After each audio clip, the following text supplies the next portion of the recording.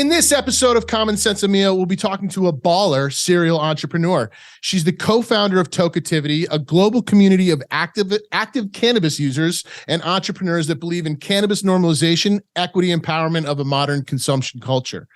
In addition to Tokeativity, our guest today is the founder of digital marketing agency LI, handling everything from websites to NFTs. What the hell are they, Lisa? You'll tell me in this episode of Common SENSimilla.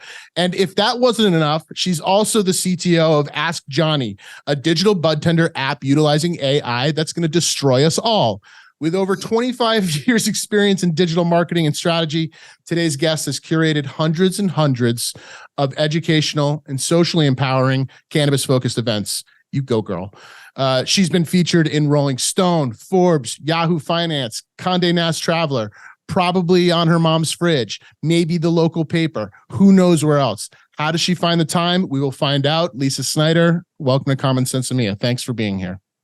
Thank you so much for the invitation. I really appreciate it. How could I resist? It was something. We locked eyes across the room in Vegas, and I said, "There's something about her." And sure enough, there's lots of things about you, and I can't wait to get into all of them. So I appreciate you taking the time. Let's start with something we have in common, which is we both went to college in upstate New York. Oh yeah.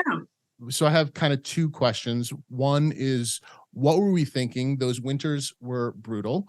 And when I say upstate New York, I'm basically talking low state Canada. Right. Secondly, is Stewart's a better gas station or ice cream shop?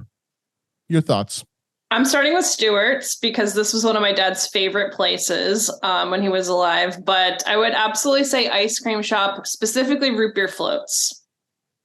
You've passed the test. Yeah. Okay. And as far as upstate New York, I'm curious, where did you go? I went to a college maybe 2 hours north of where you went to college, at a school called St. Lawrence University. Okay. St. Lawrence University. Mm-hmm. It's in Canton, New York. It's like up by Potsdam. It's way the hell up there. Yeah. Okay. Well, I went to Syracuse. Actually, I went to Ithaca College first, my first year, and then my second, third, and 4.5 years. I went to Syracuse University. What was I thinking? Well, I was thinking, hey, I love web design, and I'd like to figure out how to have a beginning, middle, and end to creative projects. So I'm going to go to art school. And since I'm from the East Coast already, I was used to snow, but that was some major snow. It was like snowing October to April, sometimes May. And you just get used to walking kind of literally one foot in front of the other as someone has carved out a path on the way to school. And somehow I lived to tell the tale of sliding down many a hill in my car and not crashing. So yeah, lots of hills in that area. Also, for sure, lots of ice, lots of maybe drunk students to walk around in the snow. That's for sure was my experience at St. Lawrence. I'm curious though, and this isn't on my outline or anything, but you brought it up. You knew you went to Ithaca and you knew that you wanted to get into marketing after your freshman year. Is that true? I didn't know the internet was marketing. I was my first website I built on AOL Pages in 1994, 1995. And I had been maintaining it, having a fun time, going to concerts, reviewing them. People found me on the internet. And I was like, I kind of love this. And I decided to volunteer for Ithaca College's radio. I was like, I think I might want to be a music producer. So I volunteered for the radio. They needed a website.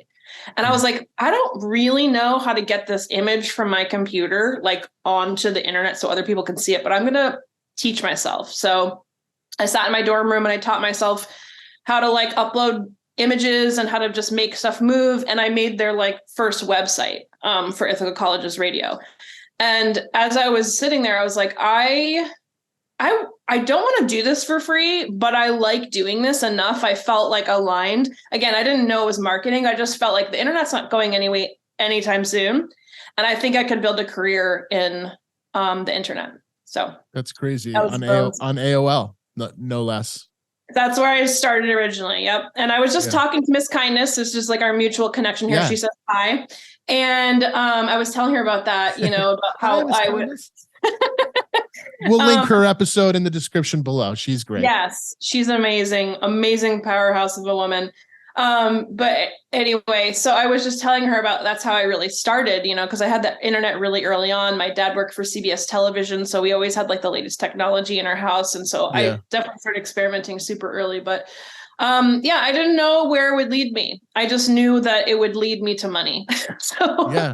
Well, that's cool that you had that foresight. I remember I made, it was a little later than AOL. It was maybe iWeb or whatever that application that came with, one of the early MacBook Pros. I remember like in that the early 2000s or something like that. Like I'd made a website for my dad's law firm or one of his businesses or, someone I met at work, stuff like that, just small little websites. And I didn't understand, it was so, at that time, it was all, Apple was all drag and, it's still that way, but it was all drag and drop, and it was like kind of simple. It published weird. But I wasn't coding anything, right? It was right. Just like, oh, this is like pretty awesome. I think I see what's happening. Obviously the dawn of the internet happened in our lifetimes. So like seeing that evolution for me, it was like, we had a modem at my house in the 80s. So like when I was a little kid, my dad, he was just obsessed with technology, but we had this like old, like DOS computer, and we had one of those modems, like the cradle modems that you'd put your telephone, your landline, on top of, and it would it would do all the things. It would like, it was like a modem sounding thing, but it would go through your telephone line, like actually through the phone. And my brother and I, that's so crazy. This must have been like 1985 or 6 or something like that. Because my older brother and I would make prank phone calls. We'd like call the school or whatever. And, at this time, no one knew what that noise was, like the whistling and the, kids YouTube, old modem sounds, and you'll hear what I'm sounding like. It's awful and high pitched and whistles and cracks. It's kind of also like music to my ears though, because it feels like, nostalgia. The before times. It's definitely nostalgic. Like getting onto AOL wasn't in the 80s, but it was in the 90s, and you'd let your modem kind of do its thing, and it would probably take 2 to 3 minutes, sometimes more, to make all those sounds. And then I would go leave, and I'd come back, and then I would just wait for the "you've got mail," You've got mail. Yeah. By the way, that guy who did that voice, he is like an Uber driver. I saw a video of him. I think I saw that TikTok or something. Yeah. Somewhere. I don't know where, but I was like, wow, they are real people. Siri, real person, Siri is a real person. Yeah, for sure. That's cool that you were, you kind of had that foresight or knew yourself well enough to be like, I don't know what it is. There's some opportunity here. I'm going to figure it out, and I'm definitely going to get paid for it. I feel like that's kind of your story throughout, as I've been researching you, like that's your story. And it's funny to hear, like, that's how you were like as a kid too. Exactly. I think it's really fun to experiment with life. And if you're, open to playing around with something, whether it's a technology or whatever, in this case, that's what we're talking about. I'm down. Like, let's see how this goes. Let's see how far we can go. Let's see what's exciting about it and what's hard about it or whatever. And so, it's definitely helped me with the building blocks of my career. Do you get doubly excited about that and now cannabis? Like, because I do, I'm like, these are all things I'd probably be doing anyway professionally, and add to it like this whole industry exploding thing and, riding that wave. You know what I mean? Do you doubly feel that? I absolutely do. Because I feel like cannabis is like this, it's a plant, right? And it's like natural. Wait, hold on. What? Yeah. Did you know that? Cannabis Start over. Where do babies come from?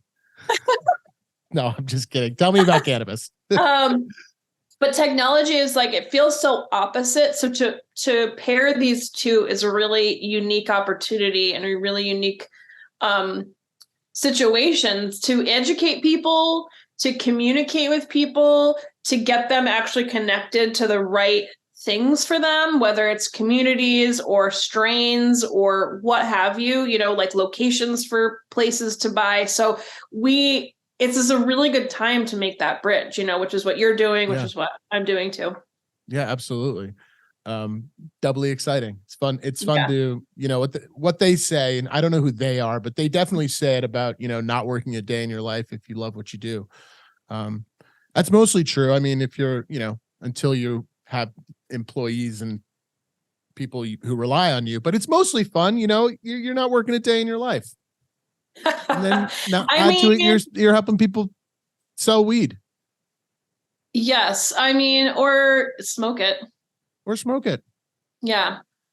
Can we talk about one more nostalgic thing? Yeah, let's do it. TRL. How did you Request Live?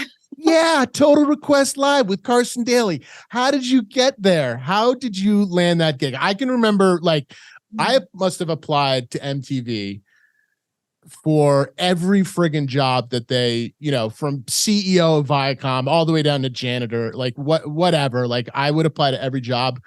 I think maybe I got one interview there. I'm trying to think.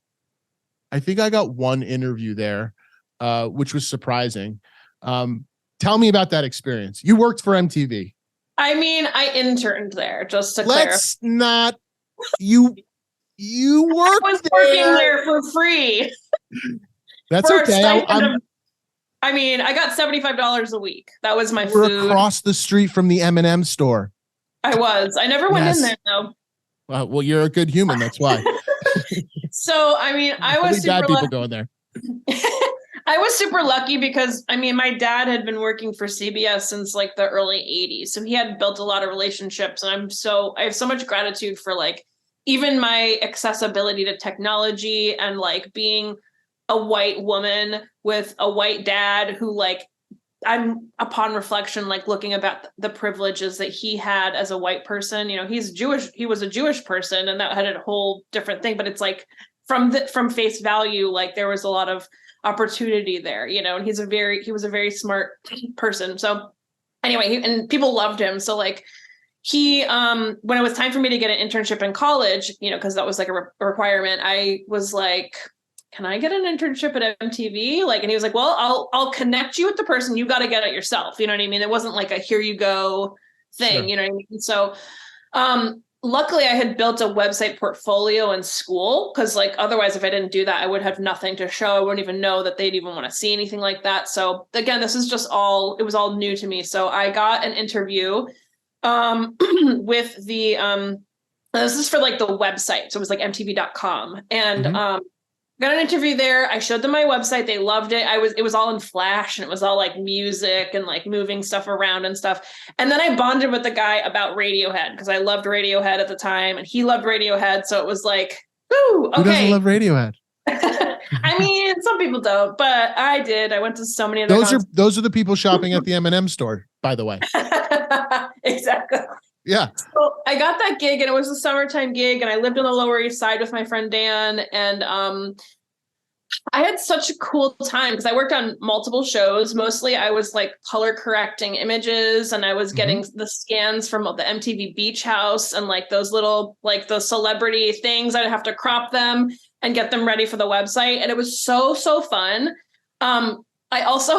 When there was a contest, Beach House, that's awesome. I mean, I don't even know if it still exists, but no, of course not. No, definitely not. I don't even think MTV exists. Maybe it does. I remember going downstairs in front of the Viacom MTV building, and because CBS is owned by Viacom and MTV. For those who don't know, I mean, that's why there's all these connections back there. But anyway, they were like, Lisa, can you go get the webcam from the MTV Beach House? We either had to give it to them or get it. I can't remember which one it was, but I went down and I was like, oh my God, this is so cool. Is it the Jersey Shore or something? They didn't have it yet. Jersey Shore didn't exist yet. No, I mean, where was the beach house? Where were you going? Oh, yeah, no, it was at the Jersey Shore. I don't remember if it was at Seaside or what, but it was one of where those they towns. Yeah. So I love that gig so much. And I kind of messed it up because I was young and I mean, I wouldn't say messed it up really badly, but I was going through a breakup at the time and I was just not 100% present. I was just dealing with my own things. I was doing time codes and I was doing my work, but then I would also be like on AOL, instant chat, AIM, and like trying to deal with my like relationship thing. And I just feel like, oh my gosh, like if I could erase one part of that experience, I would have totally done something different there, because I think I would have built amazing other relationships, probably would have gone on to work further with them. But my path is my path. So anyway, definitely. Fun. Well, that's awesome. Can you talk to me a little bit about how you think? So I also worked for a huge company. I was, when I was living in New York, working for Apple, I met my wife. She was working for Fox. Like we were working for these, buildings, huge downtown buildings, right? Full of people. And those experiences definitely, they obviously shape you. But in reflecting back on my experience in the city, working for the biggest company, it definitely has impacted kind of my trajectory into what I'm doing now. I definitely take best practices that I learned from Apple. There's definitely kind of elements of experience, brand experience that I for sure have taken from Apple. I drank that Kool-Aid. Conversely, Kate, my wife, has taken nothing from Fox. Like she left it all there. She's like, no, you're not coming with me.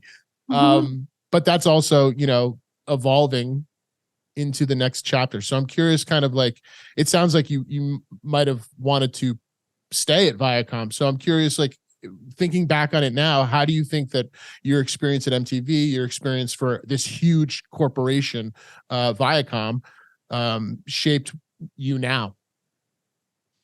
Well, I had like kind of like a backstage or like a behind the scenes window into it before I was even involved, because my dad worked for CBS. He would bring me into Take Your Daughter to Work Day, and I would see like what on the TV, it looks like someone's living room, but it's really just like a box, and like a studio and stuff like that. And so my short stint at MTV.com, I felt honestly energetically like I think that's why I maybe self-sabotaged a little bit, because I didn't want to work for a big company. It felt inauthentic to me, even though I saw like, ooh, this could be a cool career path. There was something mechanical about it. There was something like wasn't quite what I wanted to align myself with, which is like, for me personally, like just like things that are true and things that are real and things that,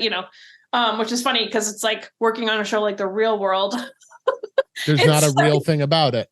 I mean, it was really happening. But like, there was just something that maybe if I gave myself more time to like marinate in, I would have stayed. But I just knew inside my heart that I didn't want to work for a big company. And so that actually shaping, if your question comes back to like, did it shape me? I mean, I think it did, because I was like, I think life, a lot of it is about decision making and is about what you want and what you don't want. And I knew what I didn't want. So I was like, not that, and I just kept going on my path. Well, that's in a lot of ways more important than knowing what you do want, right? Because at least, who knows what they want. But if you at least know what you don't want or what your boundaries are as a person or whatever, that path becomes a little more narrow and easier to walk down. Yeah, exactly.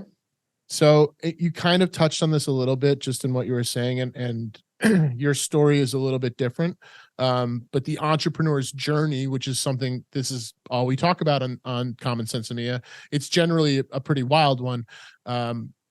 With myself and a lot of people I've interviewed, the motivation for striking out on your own varies, right? It's based on personal experience or characteristic traits, whatever.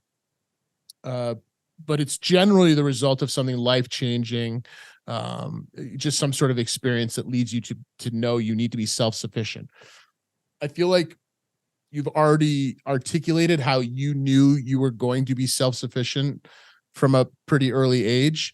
But your story is a little bit different, and you had to kind of deal with some personal tragedy in order to figure yourself out too. I was wondering, would you mind talking about that a little bit? Yeah, I don't mind at all. I grew up in an only child household, and I have a half brother, but we have like 13-year difference. And so I was independent by nature because I had to entertain myself. Mm-hmm. So I'm just starting back there because it is a building block of like how I've actually come to be.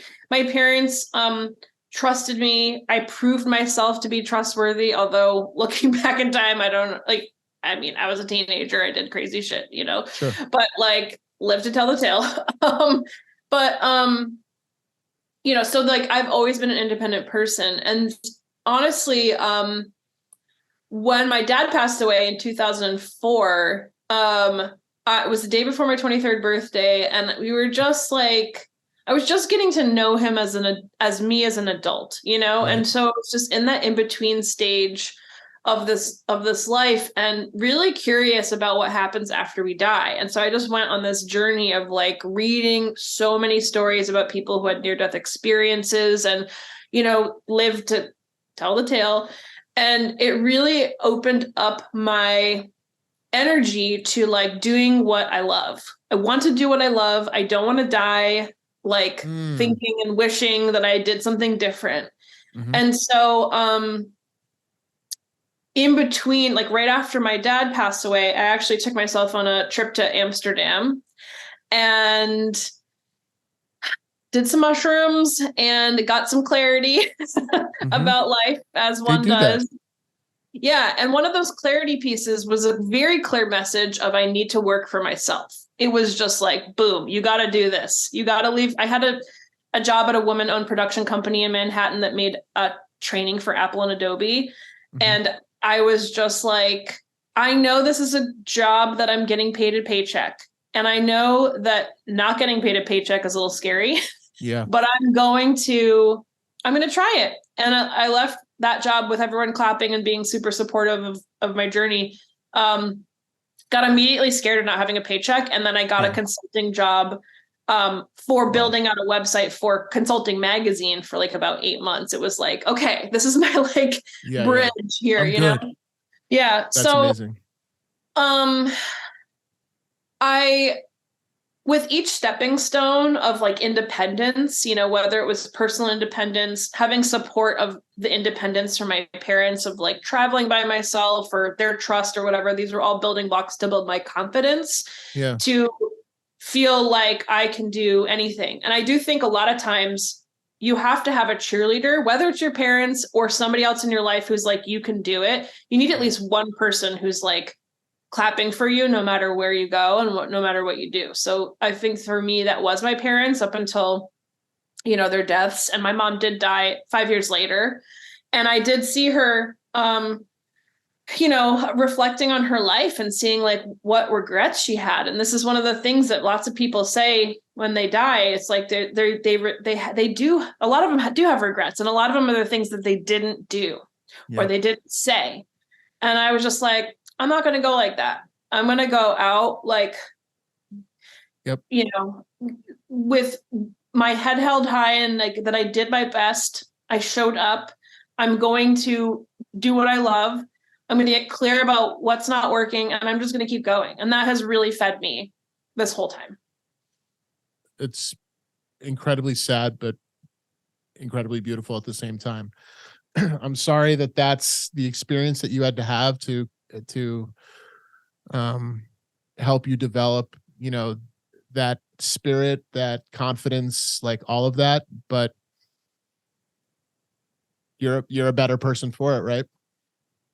Yeah, absolutely. And I think a lot of times when something tragic happens in our lives, we're like, why did this happen? And I don't know for them and their journey why it happened at that point in time, because my dad was only 54, my mom was 62. But both of them, I was asking them like, what's the best thing that you ever, what are you most proud of in your life? And I'm not a parent of any physical children, and I don't know what that experience is like, but they both said that they were most proud of me and bringing me into this world and supporting me. And that kind of gave me this other thing like, oh God, like, that's what you're thinking. I mean, It's a lot of responsibility. Exactly. I'm like, what am I going to do with that? You know, like I better. But that's your cheerleader. You know, those are, like you said, those are your cheerleaders. And even, you know, even in death, I'm sure you still, I mean, we're reflecting on it right now, and I'm sure you reflect on it frequently about, you know, well, that's kind of my next question is, so mortality, again, when I'm talking to entrepreneurs, mortality comes up, but it's selfish mortality. It's about me. And this is, you know, this is about me right now. Like, that was my perspective. I had a similar feeling where my paycheck stopped, and how do I do this? How do I pay the rent? How do I make sure, you know, no one dies in the, you know, while I'm figuring this out? And also, with that clarity came that first deal, like almost immediately, right? Similar to what you experienced. So that feeling of mortality it creates ambition, it creates drive for sure. So it was a different kind of mortality. It was actual mortality for you. It was actual death for you. So I'm curious what do you think, you know, they're still cheering you on, you know, they still are for sure. And I'm curious, if they were here, what do you think they'd think of how far you've come? I mean, I do honestly, I continue the relationship like spiritually, and it's absolutely not the same in the physical, but that's something that I've been working on over time, is like trying Can you talk about that a little bit?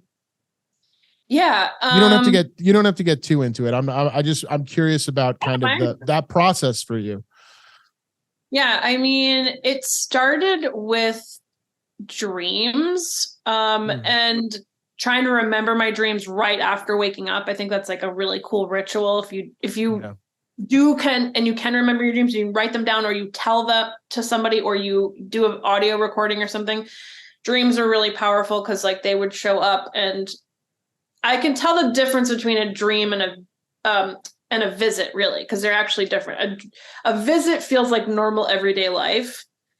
A dream is like crazy weird stuff is happening. It doesn't 100% make sense, you know. And I mean, this is just my interpretation of like, and I know different people have different experiences. So it started with dreams, and then, you know, I do use my intuition a lot with my day-to-day life and my work. And I believe that it is as simple as like literally closing your eyes and asking specifically to that person who is no longer here, like, whatever question is, what should I do? What is the answer to this thing? Like, a lot of that is how I tap into that connection. And then sometimes weird coincidences will happen where it's just too specific that it's just like, are you serious? Like, you know, I want to say, I mean, I have a couple of examples, but like I have some really good, really interesting ones. Nothing off the top of my head right now, but like, I know what you mean, where you're like, what?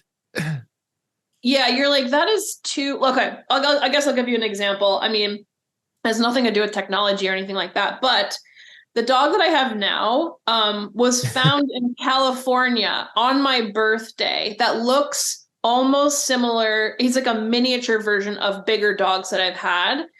And I just felt like, you know, okay, that could be a weird coincidence, but somehow we found each other because I live in Oregon. That dog was found in California. That dog made it up here. We happened to that day be like, let's go to the Humane Society, you know, like, let's, you know, they're just all these things we just decided to do because it felt right.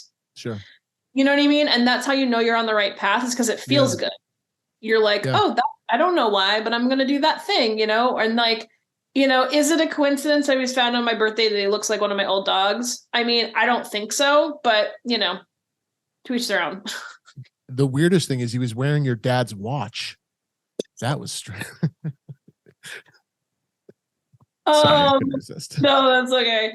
I like this idea of being compelled, you know, like, let's go to the Humane Society today. You know, like that, you know, fate, the universe pushing you. Like, I think about that stuff all the time. And I have experiences like that too, for sure. And to me, that's like the opposite side of the fear coin, right?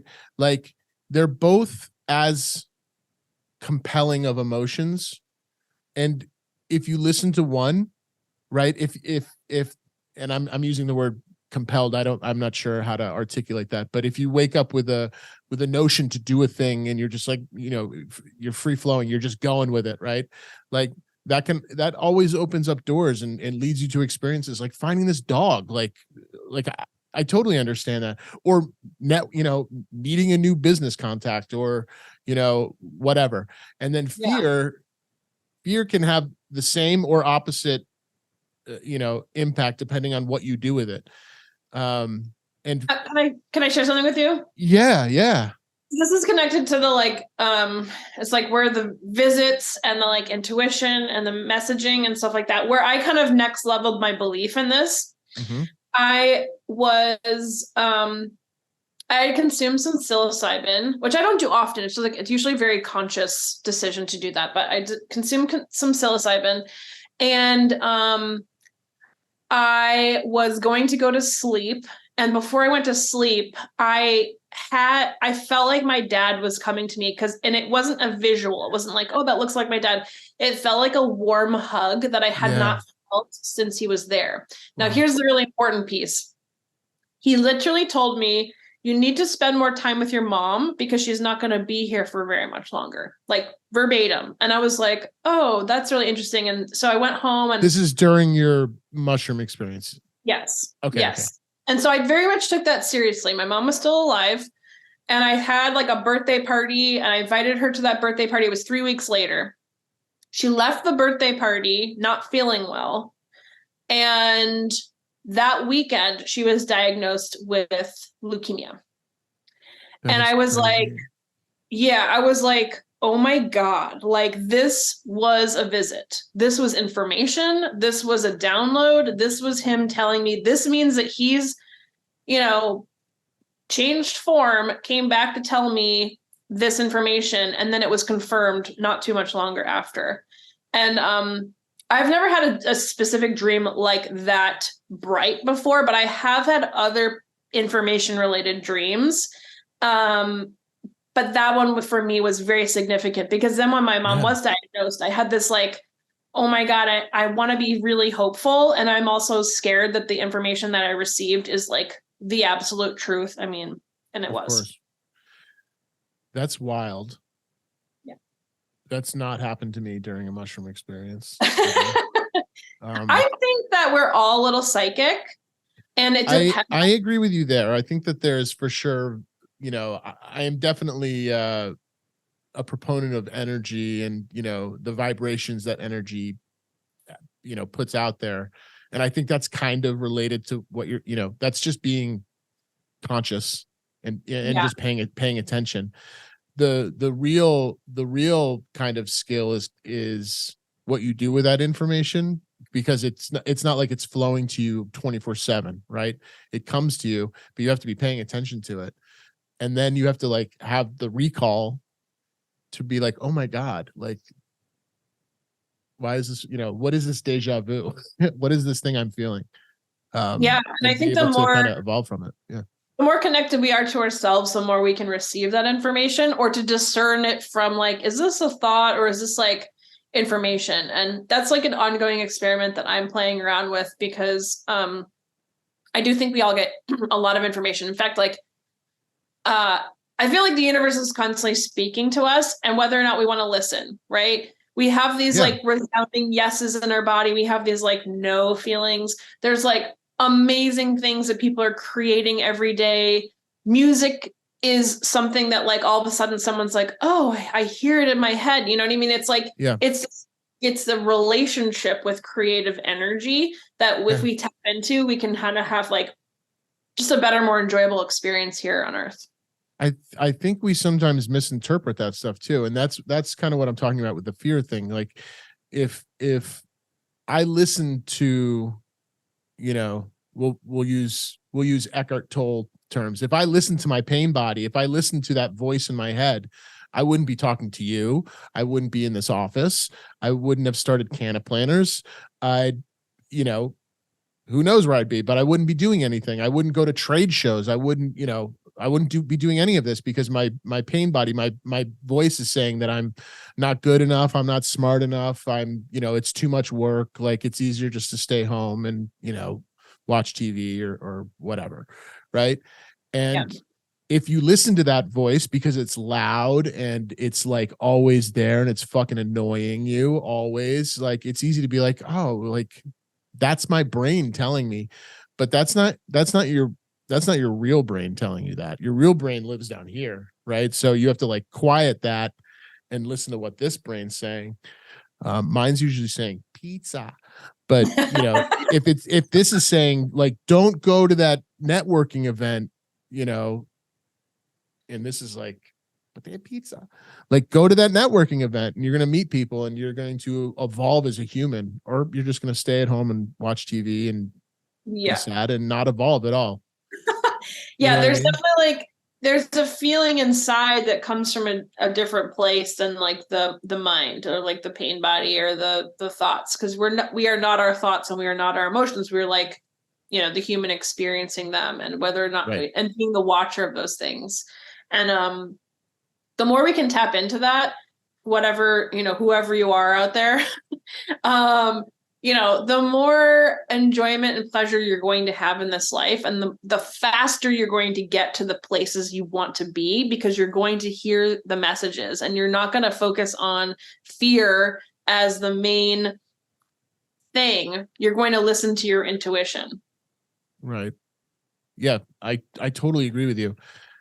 It's definitely not you have to be conscious of it, because, and anybody listening can understand this. Like just be conscious of yourself as you go through the day and think about, why am I not doing or doing certain things? Is it because I'm acting out of complacency, or is it because I'm acting out of, you know, fear, or am I scared of a certain reaction? Am I projecting something out there dangerous that's going to impact me if I try to start a cannabis marketing agency? Like, is someone going to come get me and tell me how stupid I am? Maybe, but fuck them. Right? Everyone wants to judge other people. The people that judge other people the harshest are really afraid of those doing are the most hurt people. Yeah.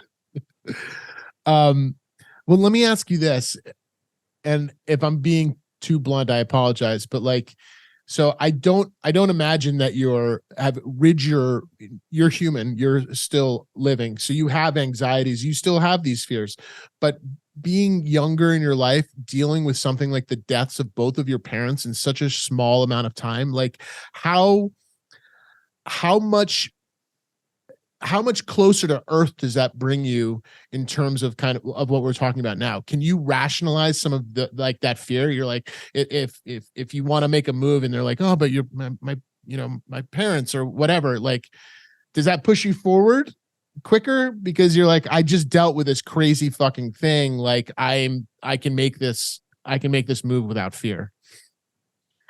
For me, the worst thing that ever happened in my life, I mean, knock on wood, to this day, has been losing them and being present for their transitions, and them being like my main family. You know, I have family, but it's like I don't have like, people are always like, oh, do you have like a brother or sister? Like, yeah, you only have one mom and one dad, right? Exactly. And so like they are not here to judge me or decide what I'm doing is right and wrong. And I think if they were here, I don't know. I mean, obviously my path is my path, but like I don't know if I'd be working in cannabis. I don't know if I'd be as comfortable, you know, just kind of doing whatever the hell I want.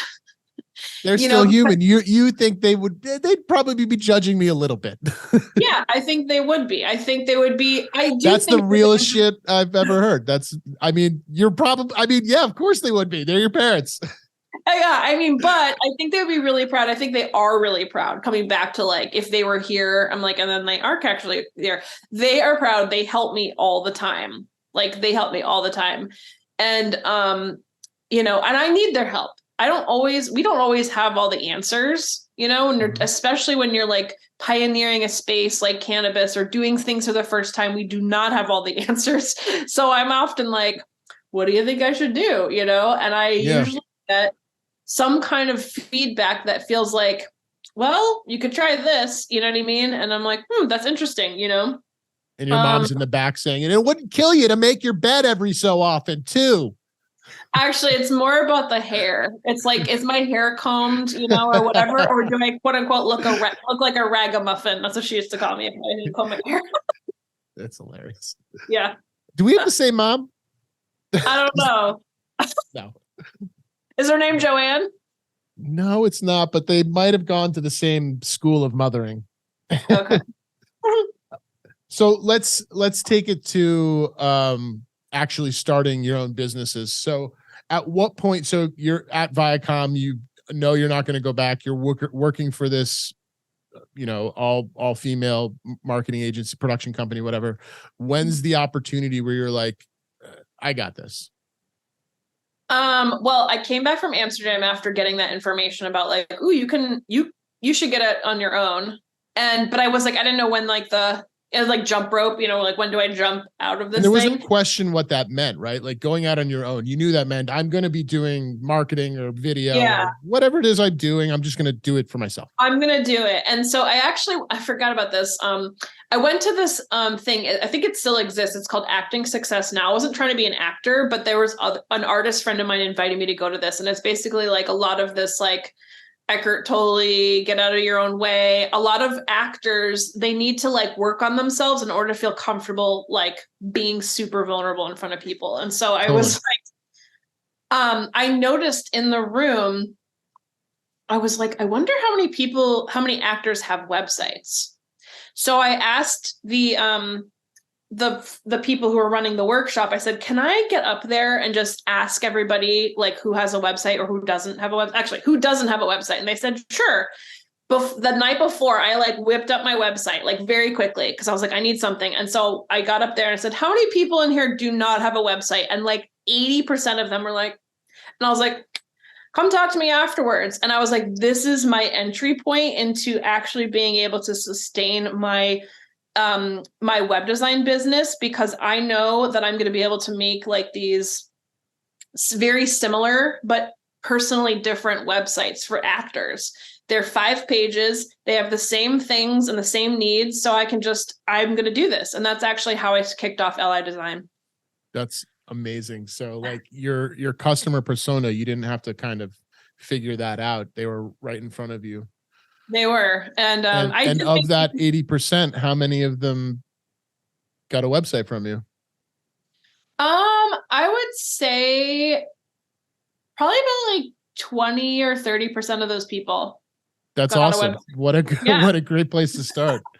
And then they told people, which was like how word of mouth got started. Because it was like, someone's like, oh, who did your website? And of course you probably get this too. Like, oh, this person did it, So then I would get a lot of gigs through that.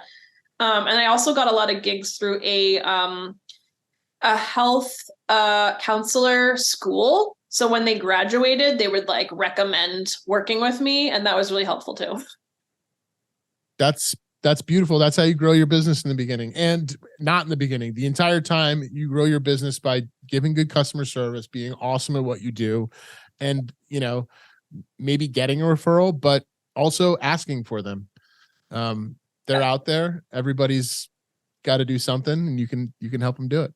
Another tip, just putting this out there for the entrepreneurs out there, after you're done making something or working with someone, always ask them for a recommendation on LinkedIn. I've racked up over 50 testimonials on LinkedIn, and then I just kind of send people to my LinkedIn. They can see what I've done, and then I can see how people felt like when they worked with me, and you'll see the consistent messaging. And like, I think that's really helpful for a lot of us out there kind of doing our thing. Good tip. I don't do that. I will definitely start doing that. So you're building these websites for these actors. It leads you to start your first digital agency, which still exists today. Talk to me about growing that. Like, when were you focused on actors for a while? Like, did that pivot? Did you kind of pull in everybody? When did you figure out, how to evolve your vertical? I did acting websites for a long time. I lived in and around New York City, so that was really easy to do. And of course, I got all those referrals. And then the health school. I did one for one person who What'd you charge for an actor website? The first one I ever did in 2007 specifically for an actor, I undercharged, was like $500. Of course. But I was like, I'm going to make this so amazing that I'm going to get referrals, and it totally worked. There you go. So I actually did that. And I think only recently, like, has a lot of people, a lot of new tools have come out since I started doing this work. So like there's Squarespace and there's like all these like DIY tools or whatever. And so people are kind of going off in that direction. And I support whatever they want to do that makes them feel good about their lives and work. So along the way, the recession in 2009 was actually like a really big pivot point because a lot of people lost their jobs, and that was really hard for people. However, a lot of those people decided to live their dream and came to me to start their businesses. So that's actually next leveled for me as far as like business websites. This is a common sort of side effect of recessions. And this, I talked about this before on this podcast, but, companies like Harley Davidson were born out of the Great Depression. Facebook and Instagram came out of the recession you're talking about. And that was something that I banked on happening during the pandemic. It's about, despite what's happening around you, it's, part of being an entrepreneur is learning how to pivot and roll with the punches sometimes. And when the world shuts down or the world becomes poor overnight, or, everybody's homeless, housed one day and unhoused the next, like in 2008, you're right. Those, and this goes back to kind of what we were talking about earlier, which is like this self-sufficient, a lot of people don't know they're entrepreneurs until they're faced with their own mortality. And what better mortality, facing is there than not getting a paycheck all of a sudden one day, or your brokerage account is at zero, or your house is now worth absolutely nothing. Any of those things. So yeah, that was for Cannaplanners. That's, this sounds weird to say, but I credit the pandemic with fundamentally changing this company and turning it into a real company, because that's exactly what happened. And everybody wanted to start. Luckily, everybody wanted to start a CBD, in Vermont, at least where I am. Like, everybody was eager to start a CBD company at that time, and boy, was I happy to provide them with websites, because I thought we were screwed. I thought, this company's going to go under, but nope, that's the side effect of all recessions, is people become entrepreneurial big time. They do. Speaking of that, you're a serial entrepreneur. How the hell do you do that? I barely have time to eat. I've been wearing the same. I'm one of those people who, if you looked at my closet, it's 30 of this exact shirt. I don't have time to run the one company I have. How do you, and we haven't even talked about any of your companies yet, but how do you find time to do it all? Well, I don't have any kids, and I don't want any kids. So we'll start there. I think that takes up a lot of people's time, because they need to take care of children. And so I don't have any plans. So my businesses are my children. Like, they are the things that I'm growing and doing and putting energy into. And, I think also working from home this whole time, like, has really benefited, and being able to work on the internet. Like, I don't necessarily have to like be everywhere. I don't have to travel necessarily unless I want to, or unless I'm getting paid to speak or something like that. But like, I can be at my computer and have 5 or 15 or 50 tabs open on my computer. Right. How many is it really, Lisa? It's 60. I'll have to count for you, because I have like certain windows that are like this project, this project, this project, this project. You know what I mean? Luckily, astrology set me up for success, because I am a Libra sun, Taurus moon, Virgo rising. So Virgo rising loves to organize and likes things in lists and stuff. And she keeps me organized. And Lisa, the Libra, which is my Instagram handle, if y'all want to follow me, Lisa Libra, she likes to gather people. She likes to create pleasurable experiences in life. So does the Taurus. So it's really been kind of like, honestly, the way that I am, plus my circumstances, plus my life choices equals how I do it all. Mm-hmm. Well, as a fellow Libra, you make me very proud. So I love seeing it. Thank you. When's your birthday? The 12th of October. Okay, mine's the 15th. Sorry. Why are you sorry? Because I'm a little older than you are.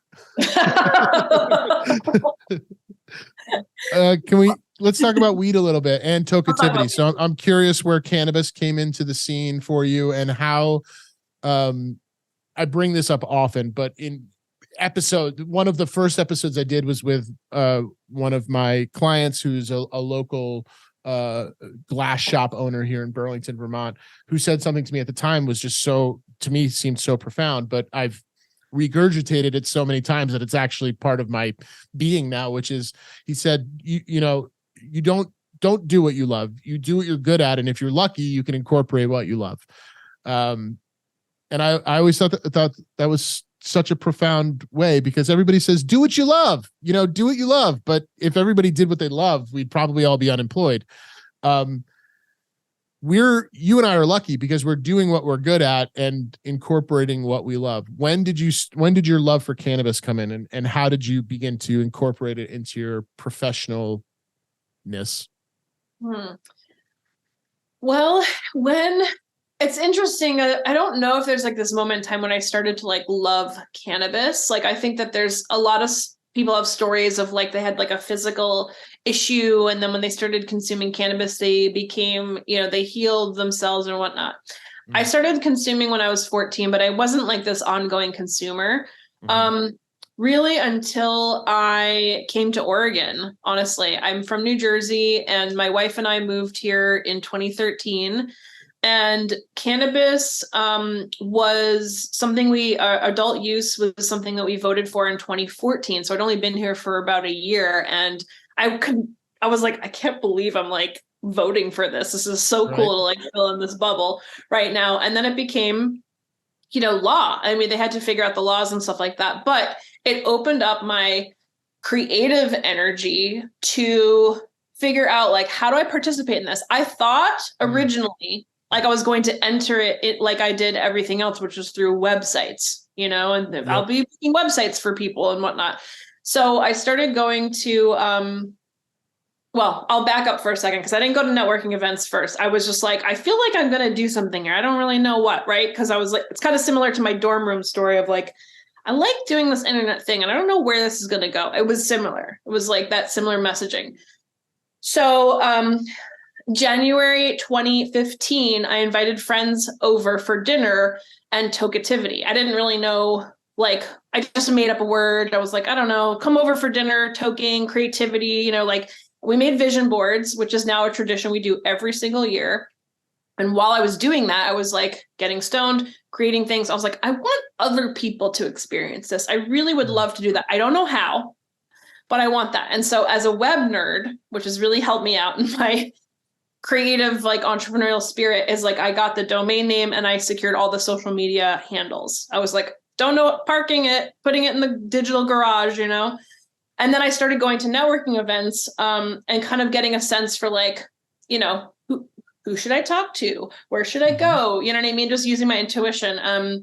And so I met my, my now business partner. At the time I was just looking for a venue. I wanted a venue to do consumption events. I was like, I want to do this. It's not something you can even legally 100% do, but I'm going to do this. I'm going to figure this out. My business partner had already been doing consumption events. And so, in her house, and I was like, this is kind of perfect actually, because I have this background in event planning, feminist, focused events and gatherings, and my feminism and my web design will help me here. I don't know how again, but I'm going to figure it out. So I pitched her on the idea of a meetup, a consumption friendly meetup for women. I was like, I'm thinking about calling it Tokeativity. What do you think? And she was like, I fucking love it. Let's do this. Let's book a time on the calendar. So we did January 15th, 2017 was the first day that we launched Tokeativity. We had like a sold out workshop, vision boarding, because I was like, I'm bringing this to life somehow. And that's actually how Tokeativity started. That's like the official launch. We just celebrated 6 years this month. How many people came to that first event? We had 35. So it was like how many instant. people came to your last vision board event? The last one we had in person was in January 2020 before the pandemic. And we had our own event space down in Southeast Portland, and we probably had 50. We tried to keep them. We've had everywhere between 50 and 150, but mostly it's been in the intimate 50 to 100 over the last couple of years, which is a really sweet spot for connecting. Totally. That's awesome. Yeah. That's cool. I mean, you saw, and this is, again, another topic that I love talking to marketers about, but it's, how often are you explaining custom, or helping a client figure out who their customer is, right? With cannabis, usually it's like everybody who smokes weed's my customer. And you have to tell them that they're not. But for you, it's like, I know who my audience is. It's women. It's women in cannabis in this particular area of the world. Yeah, I mean, for this audience, we didn't even think about it like that. I just thought it's evolved to knowing who our people are, you know what I mean? Because you want to know who you're talking to, and you're not talking to everybody. But it was like women who are already consumers who are looking for a place to safely consume openly and be totally out of the green closet about it, and next level their either personal or professional lives, which is how we've always sort of it's always been the bones of it. It's not just like, oh, here's a networking event, go talk to each other. It's like very conscious, curated, focused. The energy of it is very specific. And almost everybody who ever has come to, I'm talking about the in-person days because things changed in the pandemic, but came out feeling differently. Some women cried like happy tears because they're just like feeling liberated and excited in themselves. But the connection that we all have when we smoke a joint together, we were able to do that, but also be like next leveling ourselves, like I said, personally and professionally. So it's been a really beautiful thing. Talk a little bit more about that. I'm interested in just like the, I'm not a woman, so I can relate this to kind of fraternal, similarities where, a group of guys is like, really rooting for each other, a team, whatever. I can relate, but I'm curious, for you, when you've left events or as you're reflecting on these events that you do, like, are there experiences that you've witnessed or maybe even had for yourself that you're like, holy shit, like, I can't believe that this happened as a result of the networking event that I put on, or like what kind of relationships, or maybe even like businesses or something, like, do you think you're responsible for? Yeah, I think energetically, I can't say I'm responsible for their business. You know what I mean? Like, you've curated these things, like these events happen, people meet each other, and setting the stage, setting the tone, setting the energetic field. Like, there's been a lot of relationships that have been built from this. And I know that there's been a lot of businesses, because at some point in time, a consumer, when they see that, like, they get that creative spark in their eye and they're like, oh my God, I could make a product, or I could like do this thing or whatever. They get inspired by each other. So I couldn't put a number on it, but I would definitely say like over 100 businesses, deep relationships, probably a lot more than that, honestly, with the relationship part of it. Well, congratulations. That's amazing. Like, that's amazing. That's the beautiful thing about networking, is like, it's easy to, think about it in terms of yourself. Like, I need to go to this thing, I need to meet this person and that person, and I need to close this deal or whatever. But that's just such a more romantic vision of networking. And like, it just takes me back to my early days of, just pre-Cannaplanners, where I'm trying to figure out my place in this emerging industry, and all that, and leaving events similar to that and being like, oh shit, I got this. And even like trade shows, I always talk about BizCon, like that's where you and I met, but going to my first BizCon was like, I compare it to that movie trope of like, you know, the girl from Kansas City getting off the bus in Times Square and being like, oh my God, like that was me. Yeah. You know what I mean? Like I was that Kansas City girl getting off the bus and like wide-eyed and being like, oh shit, this is real. Like, this is really real. Like I had no idea. I'm up in Burlington, Vermont. I had no clue. But you have these eye-opening experiences and you're validated in your ideas, and probably you meet some cool people. Like, you know, you got to meet me. I got to meet you. I mean, you just never know who you're gonna meet, when you're gonna meet them. I mean, this is crazy. Right before I met you, Miss Kindness and I were walking around. I was purposely looking for women-owned businesses because I wanted to talk to them, because there's not a lot of them there, as you maybe notice, maybe didn't notice, I don't know, but there's not. And the women behind the counters aren't even necessarily the business owners. So right. I was walking by, I found this woman who I didn't find her. I mean, like, she kind of found me. I walked by and she was like, Lisa? And I was like, what? And it was my wife's friend from like 10 years ago who recognized me. And I just would have never known that, like, we're both in weed. And that's actually kind of happening more and more, because it's, as it expands to other states, people are expanding their career paths and kind of taking what they know and applying it to cannabis, which is that's definitely happening now, for sure. Like, yeah, cannabis companies are for sure poaching non-cannabis companies for employees. You know, I met with a guy yesterday who's going to be, you know, he's the marketing director for a humongous alcohol company, and he's, you know, getting into weed soon, and that's the nature of it. But you're right. I had that exact experience in Vegas too, by the way. Like, you know, packing up and leaving and being like, Will, and turning around and being like, what the hell are you doing here? And they're packing up too. And we're like, oh, we were exhibiting over here. I'm like, you're in weed? I had no idea. Like, yeah, that's hilarious. Yeah.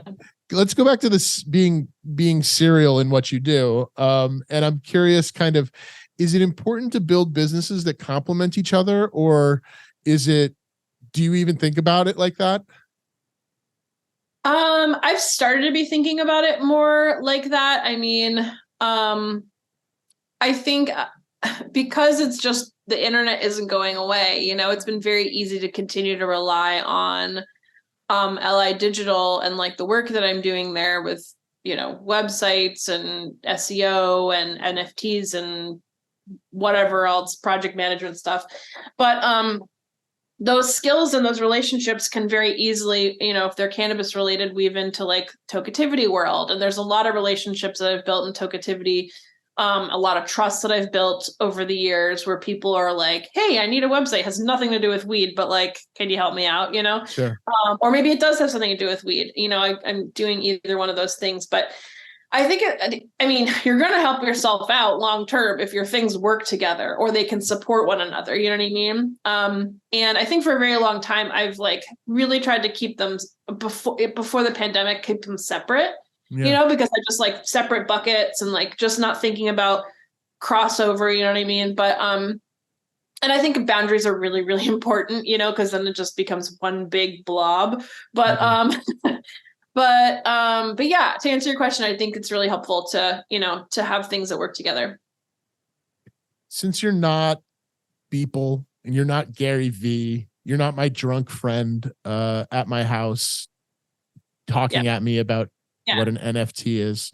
I was wondering if you can explain it to me so I don't feel like a total dummy, because I usually just find myself being like, oh, yeah, NFT. Oh, yeah, for sure. Like just being like, shut up, please. You know, like crypto NFT people, like that's all they talk about. So can you explain it to me so I don't feel like a total idiot? Not And it's okay. If I do feel like an idiot after, I won't blame you. I am an idiot. So that's part of the problem. You're not. So I think the word NFT has been really blown up almost out of proportion. And I think that's why you think in your head, shut up, because you're like enough already. But like, that's where I feel like there's like this divide and an unnecessary one, because I think there's like having something be overkill. It's almost like, I don't care anymore. Like, I don't even want to, you know what I mean? So I want people to feel like you don't have to know everything, but to not know it and to ignore it isn't the answer either, because it is here to stay. So the more we ignore it, the more, like out of the loop we become about a specific technology that is not going anywhere, Mm-hmm. So it has died down a lot. And I think it's going to have its kind of its ebb and flow like anything else. But what is it is the question.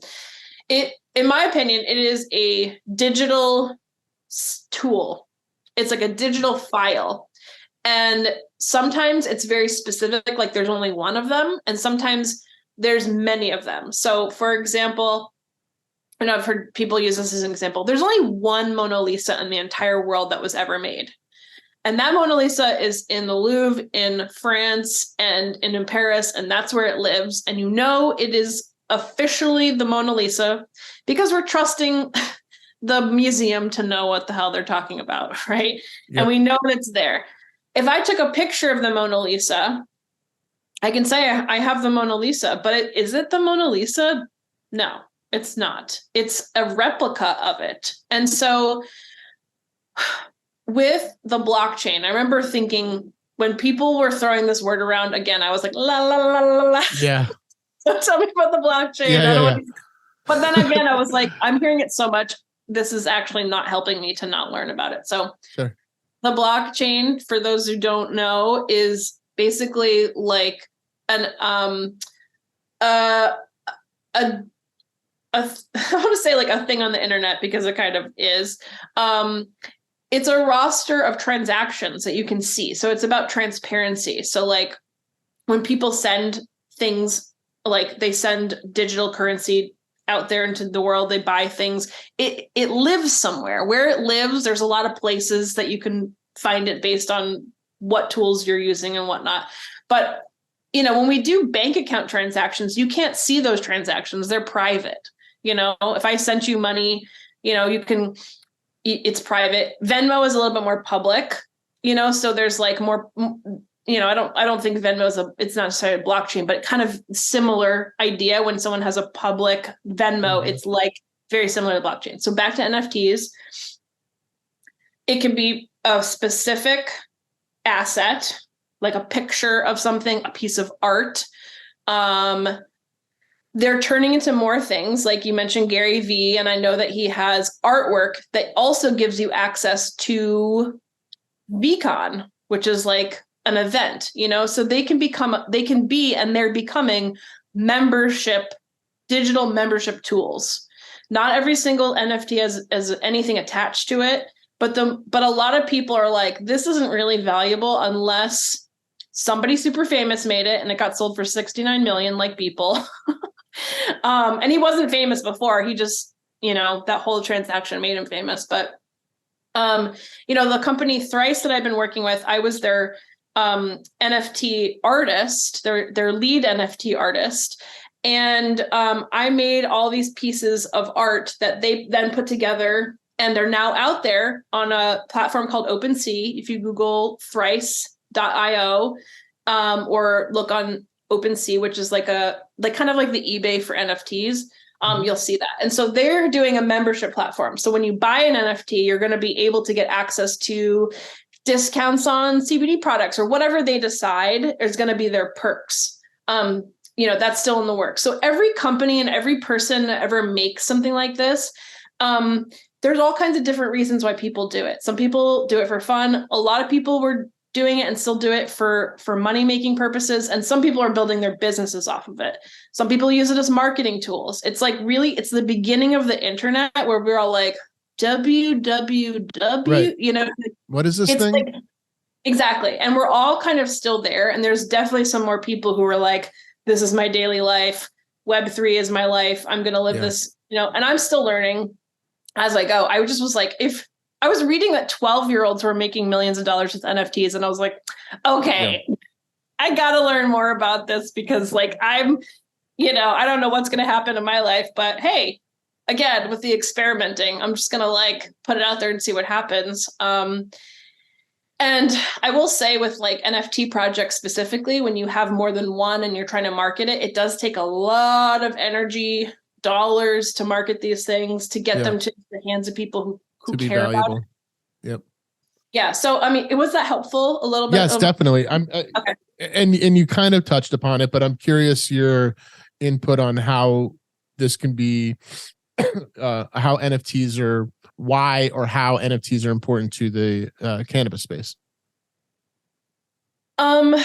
I think those who want to tap into like anybody who's tech savvy, and like millennials and Gen Z, is that what they're calling them after the millennials, and everybody after that, they have grown up not just with computers, but with phones in their hands, expecting things to be just lickety split happening. Digital natives. So you have to know that like there are different subsets of people, right? There's the people that grew up in the dairy age and like, the not having weed legal. There's a whole generation of people who are growing up with weed as totally legal, who never knew it before it wasn't legal. Yep. And they are also super tech savvy. And so I feel like I said, there's some people who are like, oh, I'm doing this thing, whatever. It's this next generation of people who are going to expect NFTs or something like it. They're going to expect technology to be the thing that helps them get their needs met because they're already using it. So how do I think cannabis and NFTs can work? I think like right now things are, I would say, a little slow. They sped up in 2021 and 2022. Things are a little bit on the slower side. I think we're going to see things pick up. There's companies doing really cool stuff. Oh my gosh, I'm like, I'm not remembering the name of the company, but there's a really cool company I'm in touch with right now who's doing their lab reports for cannabis on the blockchain so that they're public information. They're not a piece of paper sitting on someone's desk. There's something you can click on a link and see the lab report publicly. And I think that is really, really incredibly cool. Yeah, that is cool. I think also I got asked recently to participate, and still trying to figure out the details of this, but to host an event in the metaverse and in Decentraland. And it is the only cannabis building in Decentraland. I'm trying, oh my gosh, what is the name of it? It is Automatic Slims. And it's so cool because it's a 4-story building. You can actually go there on the internet. You don't need like a headset or anything like that. But there's a way. If you give me the link, we'll include it in the description. Okay, yeah. If I don't send it to you right afterwards, please remind me. I'll get it, Lisa. I'll get that link. But what's really cool is that like this company is connected to the same company, because I think they're owned by the same people, that is doing the lab results on the blockchain. And so they're hosting events there. They're hosting cannabis events there. Now, are you smoking weed while you're there? No, you're in like the computer, you know what I mean? But they have a space there where you can see how edibles get processed. They have a grow room there where you can see like digital weed being grown. They also have like a music venue. So people who are not necessarily in cannabis are attending these events. There's over 1 million users on Decentraland. This is a whole new subset of people who I don't think the cannabis industry is really tapping into at all, except for these folks who are in the metaverse right now, because they are buying NFTs. They're buying NFTs. And this company specializes in bringing physical products to people. So they've been working with CBD companies who are also, you buy an NFT, you get a CBD sample in the mail. Like they're able to connect the real world and the metaverse world or the digital world together. And I think that's really, really cool. And I look forward to working with them on hosting an event there. That's awesome. That's cool. It seems like the next evolution of events for you. Yeah. I mean, but in person the metaverse is next. Yeah, it is next. And in person is still, you can never replace in person. It's just, no, I just want to say. For sure. It's just a cool new way to network though. A whole new experience. It is. It is great because you can connect with people all over the world from different backgrounds that you might not, that can't fly to Portland or LA or Vermont to go to a networking event. They just want to be in their house and do their thing. We're living in the future, Lisa Snyder. We're here. Speaking of the future, did you see the Terminator movies? Unfortunately, I did not. There's a handful of things that let me explain it to you, because I kind of feel like you're tempting fate a little bit. Oh, so yeah. Okay. Your other company, one other company we haven't talked about, is Ask Johnnie, which is an AI-driven bud tender app. So the Terminator movies, Lisa Snyder, who is ushering in the end of our world, is when robots from the future gain sentience and come back to destroy us all. And I'm thinking maybe this is how it begins, with a AI-driven bud tender app. What do you think? Well, AI is like the hottest thing right now. It's happening as of this recording, like ChatGPT. People be talking about it. I know. Well, it's normalized. It got normalized so quickly, which is exciting. Yeah. Imagine, how much work we have to do with cannabis. Yeah. Because it's been illegal and all this work and effort has been anti for so long. There hasn't been as much work about anti-AI. So people are seeing the benefits of it. And I just want to clarify, it's Text Johnnie. Text Johnnie. Sorry. Yeah, that's okay. Text Johnnie. Yeah, Text Johnnie. And the official company name that owns Text Johnnie is Johnnie May Technologies. And so it's actually a Black woman-owned cannabis tech company based in California. This amazing woman, Raven, is the CEO. I met her through the initiative, which is a cannabis accelerator program for women founders in cannabis. And I've been helping her as a consultant for the last 2 years to get the app version of Text Johnnie up and running, which is on Apple and Google Play Store. We will for sure link that in the description below.